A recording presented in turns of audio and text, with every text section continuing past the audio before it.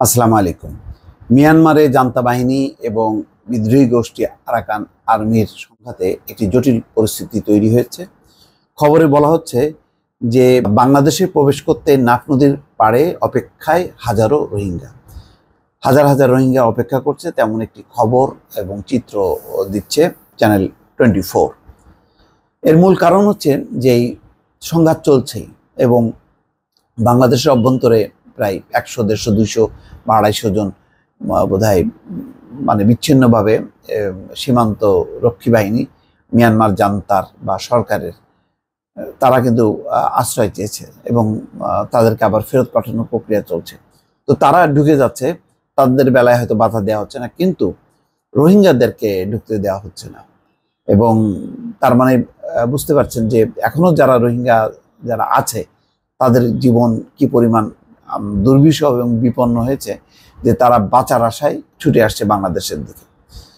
এখানে বলা হচ্ছে মিয়ানমারে জান্তা বাহিনী ও বিদ্রোহী গোষ্ঠী আরাকান আর্মির সংঘাতের বলি হচ্ছে রোহিঙ্গারা। প্রতিদিন গ্রাম ছাড়া হচ্ছে রোহিঙ্গারা। এপারে আসতে ওপারে নাফ নদীর তীরে ভিড় করেছে হাজারো রোহিঙ্গা। ভিডিও কালে চ্যানেল 24-এর কাছে মিয়ানমারে চলমান সংঘাতের বর্ণনা দিয়েছেন সেখানকার এক যুবক। নতুন করে অনুপ্রবেশ ঠেকাতে জোরালো ভূমিকার কথা বলছেন কক্সবাজারের নাগরিক সমাজ, শক্ত অবস্থানের কথা বলছেন প্রশাসন। সংঘাতের কারণে গত 1 সপ্তাহ ধরে বাংলাদেশে অনুপ্রবেশের জন্য নাফ নদীর ওপারে জড়ো হচ্ছেন রোহিঙ্গারা। কেউ কেউ অনুপ্রবেশের চেষ্টা চালিয়ে যাচ্ছে চোরাই পথে। নাফ নদীর তীরে জড়ো হওয়া গত 3 দিনের এমন কিছু ভিডিও এসেছে চ্যানেল 24-এর কাছে, যাতে দেখা যাচ্ছে রোহিঙ্গারা দলে দলে ছুটছেন নিরাপদ আশ্রয়ের জন্য। সবশেষ 14 এপ্রিল মংলুর উত্তরের গ্রাম মাঙ্গালায় জান্তা বাহিনীর ক্যাম্পে হামলা করে আরাকান আর্মি। সংঘর্ষের এক পর্যায়ে যোগ দেয় আরেকটি বিদ্রোহী গোষ্ঠী। ত্রিমুখী সংঘর্ষের ফল ভোগ করতে হচ্ছে রোহিঙ্গাদের। একের পর এক গোলাবারুদ পড়ায় মাঙ্গালা ছেড়ে পেরাংপুর, বাজারপাড়া ও শালাকা গ্রামে আশ্রয় নিচ্ছে তারা। নাম প্রকাশে অনিচ্ছুক রাখাইন মাঙ্গালার রোহিঙ্গা যুবক বলেন, 2 গ্রুপ যখন হামলা করে তখন তাদের গোলাবারুদ আমাদের বাড়িতে এসে পড়ে, তাই আমরা ভয়ে পালিয়ে এসেছি।